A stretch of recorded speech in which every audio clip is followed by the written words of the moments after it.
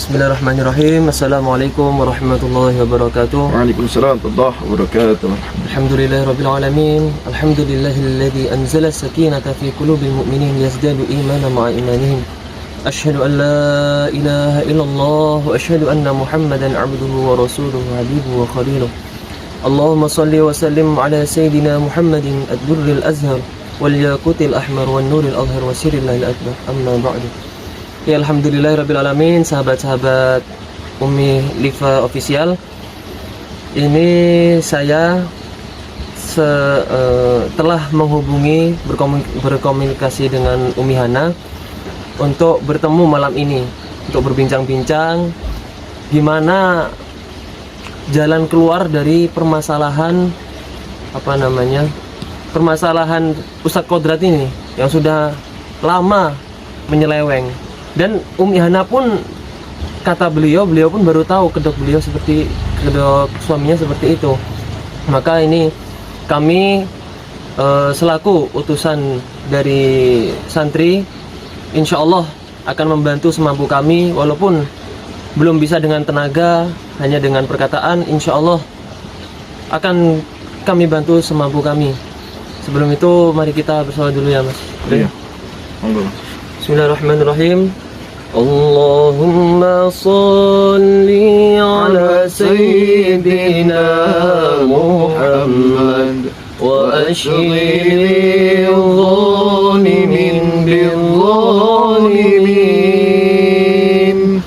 Allahumma sholli ala sayyidina Muhammad وأشغل الظالمين بالظالمين وأخرجنا من بينهم سالمين يا الله وعلى آله وصحبه أجمعين. Selamat teruslah kita berselawat, insya Allah kalau kita semua mendapatkan syafaat. Amin, insya Allah. Ya sahabat-sahabat, inilah contoh Bang Rey. Bang Rey ini berusaha untuk mengamalkan ada satu dawuh Allah itu faat di sayyatul hasanat tamuhan. Memang dulu Bang Rey itu sempat tergelincir sebentar ya Mas Rey ya.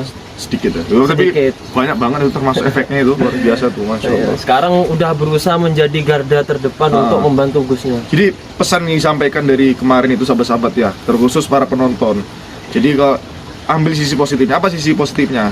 Sekuat apapun iman kita ya, ketika kita tuh merasa kuat, itu malah jadinya lemah. Jadi kita nggak boleh paling merasa. Benar. Contohnya pintar. Kita pintar nggak apa-apa, tapi kita jangan pernah merasa pintar. Benar. Kita iman kita kuat, kita jangan pernah merasa iman kita kuat. Benar. Jadi kalau namanya hal itu merasa untuk ke diri sendiri, keyakinan lebih pada diri sendiri itu nanti malah ujung-ujungnya ya kayak saya kemarin. Iya benar. Jujur sahabat, itu kemarin tuh hal yang tidak saya inginkan sebenarnya, tapi ya karena amarah yang sangat luar biasa, ya jadinya kayak gitu. Itulah pelajarannya. Makanya di setiap tontonan yang saya buat di channel saya di Mas Rey Official, sahabat-sahabat ya. Jadi saya selalu menyampaikan apapun yang kalian lihat, ambil sisi positif. Nggak mesti dari tontonan saya, ke semua tontonan di YouTube, mau dari media sosial apapun itu, ambil sisi positif.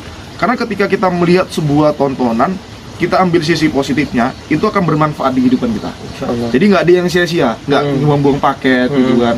Tapi terkadang warga 62 ini kebanyakan ya, kebanyakan itu yang dilihat itu sekedar hanya dilihat, serunya aja. Tapi sisi positif itu tidak diambil. Nah itu makanya jangan sampai kita tuh merugi. Kan ada itu Ustaz ya? Iya, apa tuh? Kalau misalkan kita tentang yang merugi itu. Kalau lebih buruk dari hari kemarin. Itu tandanya kan merugi kan? Celaka malah. Celaka. Tuh. Jadi seperti itu. Itu sama yang sama seperti hadisnya Kanjeng Nabi.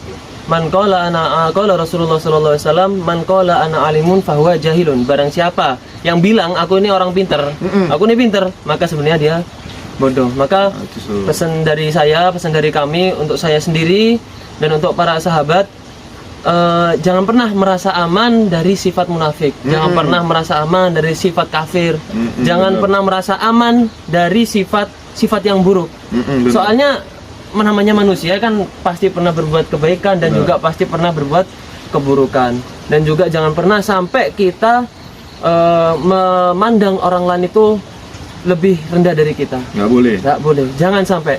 La tahtakir man dunaka falikulli syai'in maziyatun. Jangan sampai kita menganggap rendah orang selain kita, karena setiap orang itu pasti punya maziyah. Maziyah itu apa? Kelebihan. Kelebihan masing-masing. Nah, seperti itu. Makanya ketika kita diberikan Allah kelebihan, kita jangan pernah gampang merendahkan orang atas kelebihan kita. Oke, Makanya Allah. saya pernah mendengar dari perkataan guru saya, lebih baik diamnya orang bodoh yang tidak mengerti ilmu daripada kesombongan orang yang memiliki ilmu. Nauzubillah min dzalik.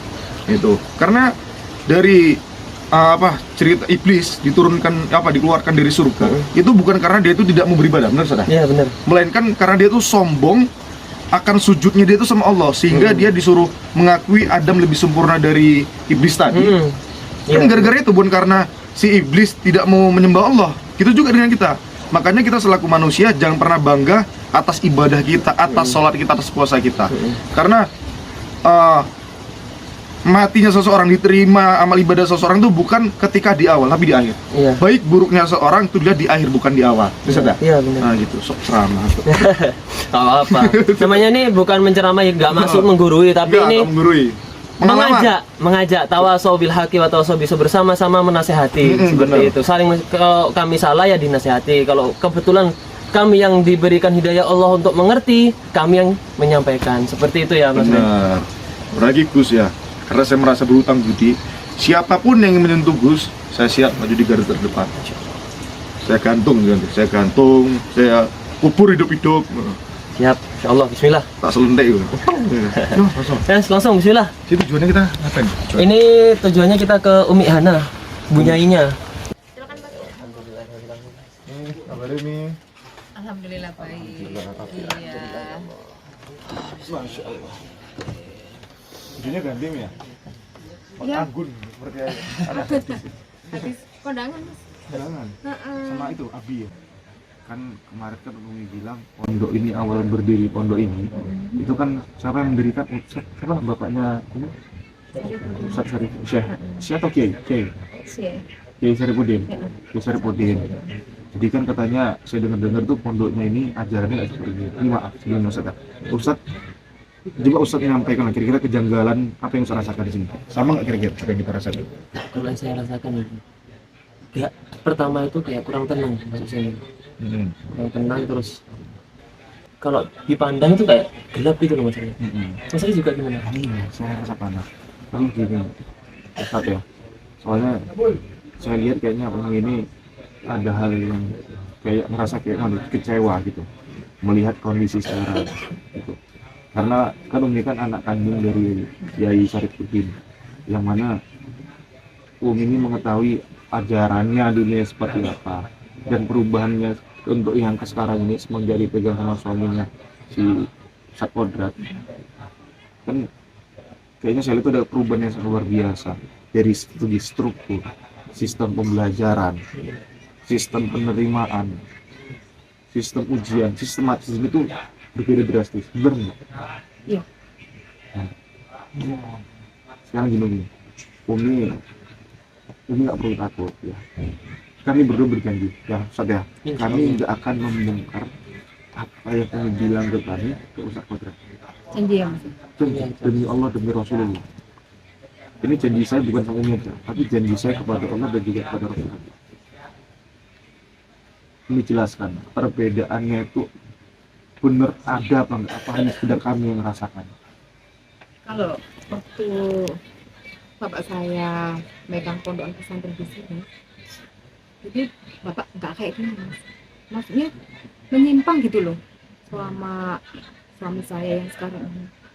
Maksudnya menyimpang gini, kalau ayah saya dulu ngajarin kayak Sholat gitu ya, ya Sholat, ngaji. fikih. pokoknya yang hal-hal yang positif gitu loh Mas, tentang agama kayak gitu. Terus kok berbanding terbalik sama suami Dan yang ini baru sangat sadar. menyimpang pokoknya gitu. Baru sadar Umi kayaknya. Atau sudah lama sadarnya?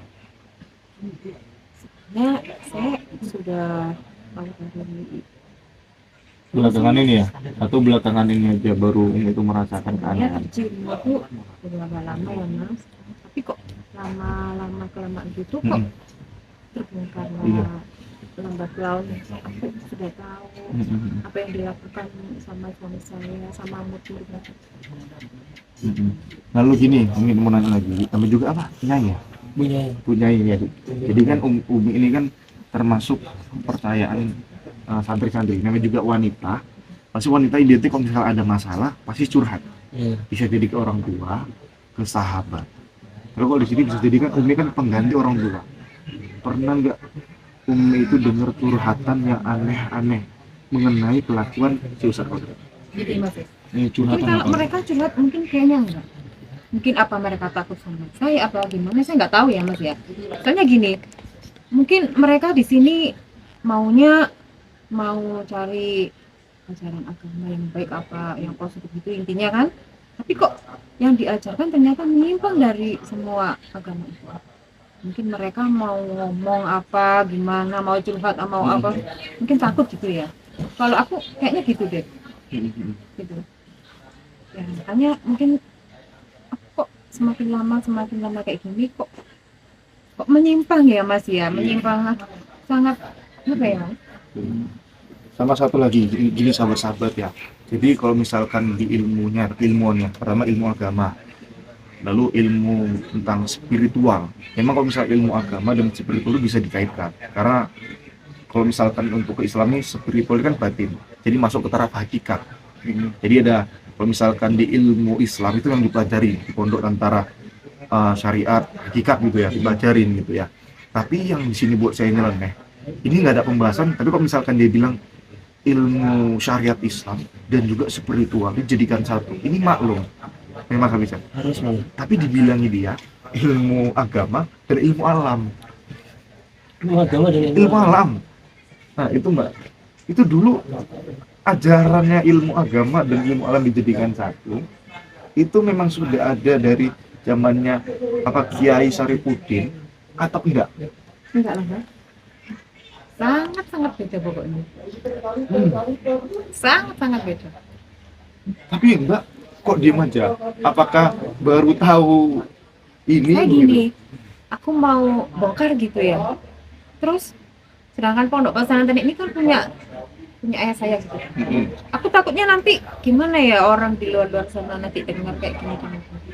Saya gimana ya mas? Pasti ngerasain seorang istri mau ya apa ya mas? Takutnya nanti aku nggak nurut sama suami. Mana? Ya, justru Sampaikan sekarang. memang harusnya emang harus nurut tapi dalam hal yang kebaikan. Tapi kalau yang nyeleweng dari syariat kayak gini itu bisa ditolak dengan cara yang baik, Umi. Setahu saya kan seperti itu. Justru kedatangan kami ke sini itu justru sebenarnya untuk menolong dengan cara yang terbaik. Bahkan kalau bisa, harus bisa malah pondok ini tetap utuh, ajaran-ajaran yang dulu didirikan sama Kiai Sarifuddin itu tetap diajarkan, tetap diamalkan oleh santri-santri sampai sekarang. Itu tujuan kami ke sini, tetap menciarkan agama. Jadi seperti itu. Gimana Mas Ri? Gini, kan mumpung kita masih bisa ngobrol nih, Mbak. Ini anggap aja Umi sama kami curhat kami nggak masalah. Yang untuk Umi itu ada keganjalan, coba sampaikan aja. Mungkin gini ya mas ya, Apa yang bisa sampaikan? ajarannya diajarkan suami saya. Mungkin itu wawasan dia sendiri kayak gitu. Intinya itu. Oh, gini atau gini Mbak. Mbak Umi pernah nggak ngelihat bahwasannya kan kalau misalkan guru pondok nih ya itu punya kitab kuning tuh atau apa yang dibuat kajian tafsir. Ada nampak nggak dari sampul itu sedikit berbeda dengan kayak ilmu agama, ilmu kitab kuning Ya, atau tafsir? itu maksud saya itu mas. Iya, Pernah ngelihat kitab iya betul. beda? Beda banget. Itu sampulnya itu apa namanya? Bentuknya mana? Atau masih kertas atau dia pakai kulit? Kayak apa ya mas? Kulit kalau orang Jawa bilang itu kayak apa ya mas? Kulit kayak apa ya? Saya nggak tahu juga, tapi pernah lihat ada tulisan kayak ada jalan kayak gitu. Oh, berarti Mbak pernah mergoki. Mm-mm. Sempet nggak pengen Nggak, ngelihat nggak. tapi dilarang? Bukan mergokin mas, beliaunya pernah pegang, Mm-mm. tapi aku cuma lihat aja, tapi dia nggak dikasih tahu gitu. Pernah nggak ada niat untuk minjam tapi nggak dikasih atau dikasih? Intinya aku pernah mau ngambil gitu ya mas, Mm-mm. tapi sama suamiku kayaknya bener-bener disembunyikan kayak gitu. Mau ngasih ajaran Heeh. yang mana apa mazhab ini kurang jelas itu, mazhabnya ini nggak jelas mazhabnya. yang Itu gimana tuh? yang penting gini ya, namanya ilmu ini kan pondoknya dominan ke spiritual toh Umi nggih. Iya. Setahu saya namanya spiritual itu harus bersandingan dengan syariat. Kalau nggak berjalan lurus sama syariat itu sudah bisa dipastikan sesat, dolal, Gitu. menyimpang. Hadisnya tuh jadi Ustaz, biar ini bisa belajar sekalian gitu Ustaz, tentang perilaku apa syirik atau menyimpang gitu Ustaz. Yang namanya syirik itu Ah, dosa yang paling besar. Kasih tau dalil Ustaz. Dosa yang paling besar. Dalil atau hadis atau apa gitu. Atau bisa jadi kayak kata-kata mutiara gitu. Kata Mutiara. Yang bisa diterima di kalangan masyarakat gitu Ustaz. Mungkin saya lupa dulu, saya pernah menghafal. Pokoknya syirik itu dosa yang paling besar. Itu ada di ayat Al-Quran. Syirik, durhaka sama orang tua, hukukul walidain. Syirku, hukukul walidain. Dan ada, saya lupa itu ayatnya. Seperti itu. Jadi- Yang penting syirik itu dosa yang paling besar dan yang nggak diampuni sama Allah Subhanahu Wa Taala. Kalau misalnya cuma spiritual terus apa namanya disandingkan atau percayanya la haula wala quwata illa billah, insya Allah nggak syirik. Karena apa? Mintanya kepada Allah. Tidak ada Tapi- daya dan upaya kecuali atas izin Allah. Kalau mintanya kepada selain Allah, apalagi kepada jin, kenapa jin itu kok gimana ya, rentan berbuat syirik? Kenapa? Karena jin itu nggak bisa kita lihat kecuali yang diberkati sama Allah. Nah seperti itu. Kenapa jin itu suka bisa menyamar? Jadi seperti itu. Jadi itu tadi Ustaz ya, kita jangan mudah gampang dari pakaian ya. Apalagi kan yang juga kebanyakan ya, ini mungkin saya rasa dengan aliran ini seperti ini, tapi kenapa kok masih ada aja orang tua itu yang mau mondokkan anaknya? Mungkin yang pertama, dia itu mungkin sangat paham tentang bahasa Arab, tapi artinya tuh dilari-lariin. Jadi ibarat ada orang tua santri yang ingin mondokkan anaknya kemari, itu kan nggak ngerti artinya, taunya dari bahasa Arab. Oh berarti dari Al-Quran ini kan gitu. Padahal artinya tuh melenceng gitu Ustaz ya. Ini gara-gara itu. Gimana Ustaz? Ustaz? Ya mungkin seperti itu bisa jadi. Soalnya sihir-sihir itu juga banyak juga loh yang dari bahasa Arab itu banyak. Setahu saya. Mintanya ke jin.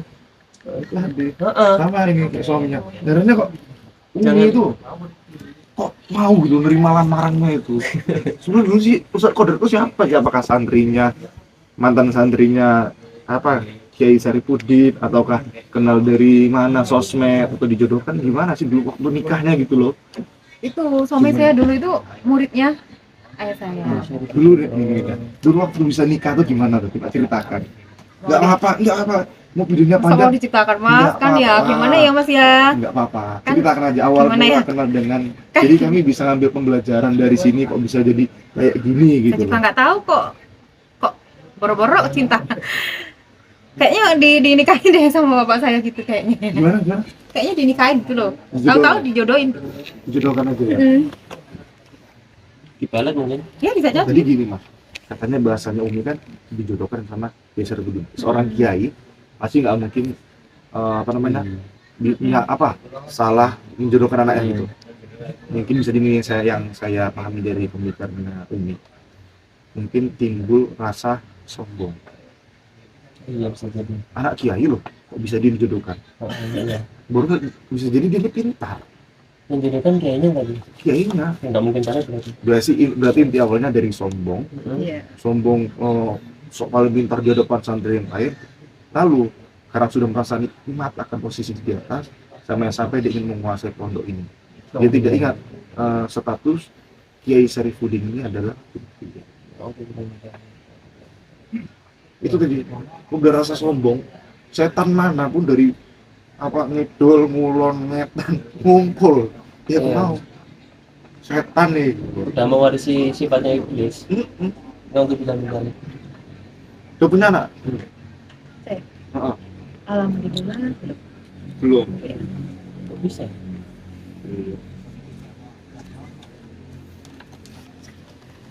Namanya juga kan apa namanya, Ustadz Kodrat itu udah puas ikuti sama santrinya, sama ini ya nggak mau. Enggak Umi, tadi ini apa namanya bilang gitu, maksudnya mungkin belum rezeki. Oh iya, kayaknya gitu deh Mas. Belum rezeki ya. Iya belum gitu. Ya intinya gini Umi, terima kasih banyak ya Umi itu udah mau curhat ke kami. Kan plong Bu ya, karena timbul dia penyakit tadi Umi ya. Kalau misalkan pikiran tuh nggak tenang, hati nggak tenang, itu peredaran darah tuh nggak lancar, maka timbulnya penyakit. Gitu. Timbullah di sini. Jadilah iya. sesak asma kan jadinya kayak Sama Iya, bener. jantung, ginjal, Kebanyakan leper, lempet gitu paru-paru, loh, kabeh. iya betul. Nah, pokoknya Umi yakin aja sama kami nggak Sama akan. Allah. Saya juga sama kami sama Allah. Iya. Atas izin Allah, mudah-mudahan kami juga berjanji demi Allah demi Rasulullah tidak akan membongkar ini semua. Terus pesan saya buat Umi, hati-hati nih ya. Hati-hati kalau misalnya siapa Ustadz Kodrat. Iya. Ustadz Kodrat itu tahu kalau Umi itu sebenarnya sudah tahu kedok dia. Hati-hati. Takutnya Umi dicelakain juga. Intinya Pokoknya maksudnya nggak bilang gimana. Insya Allah enggak. Insya Allah enggak. Kayak gitu. Tujuan kami malah pengen nolong Umi, pengen nolong santri-santri kok malah. Janji ya Mas. Insya Allah. pokoknya Mbak yakin aja, Umi yakin, insya Allah berkah barokah. Ya itu aja. Sat. Nggih. Pamit dulu ya Mi. Terima kasih Iya. mengganggu waktunya. Oh, Mohon enggak maaf. apa-apa Mas. Terima kasih ya. Terima kasih. Umi ya, assalamualaikum Umi. Kita tutup di Waalaikumsalam. depan. Kita di depan aja. Assalamualaikum warahmatullahi Waalaikumsalam Mas. Di depan. Sahabat,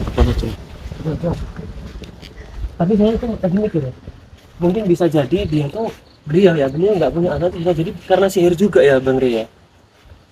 Mungkin karena disihir terus biar nggak ada yang nerusin keturunannya Kiai Syarifuddin. Itu kenapa? Kok ada aneh? Ya, Udah meninggal belum? udah ada. Ya, alhamdulillah. Tapi apa namanya? Pokoknya ini kita harus jaga privasinya si Umi. Umi Hana tadi. Lalu ini harus kita sampaikan sama aku. Ini harus kita sampaikan terus. Insya Allah. Diatur lagi nanti di Ya, pondok. mudah-mudahan ya seperti sholat pertama tadi. Mudah-mudahan kita dijauhkan dari orang-orang yang zalim, orang yang nggak suka dengan kita.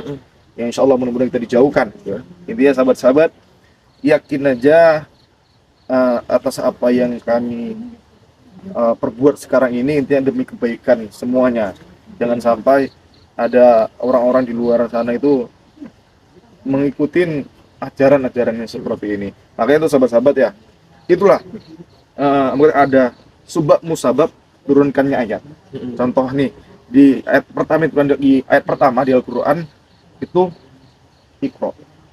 Ya Ustaz ya. Iqra Ustaz, bener ya? Iya. Kenapa sih mesti pertama itu Iqra? Jadi arti itu Iqra tuh bacalah, sahabat-sahabat. Artinya apa? Ketika kita tuh datang di suatu tempat, pertama kali dimanapun bertemu dengan siapapun, maka Iqra, bacalah situasi dan kondisi. Jangan langsung ambil tindakan. Nah, itu sahabat-sahabat. Jadi ketika kita mempelajari Al-Qur'an, mengaji, jangan ngajinya doang, tapi dikaji juga isi maknanya. Jadi itu sahabat-sahabat, mungkin Ustaz tutup tadi Ustaz. Ya mungkin dari saya, kami cuma ikhtiar, kita cuma bisa ikhtiar, semuanya itu atas izin Allah Subhanahu wa taala. Insyaallah. Tadi kan saya udah buka. Sekarang coba Mas. Oh ya.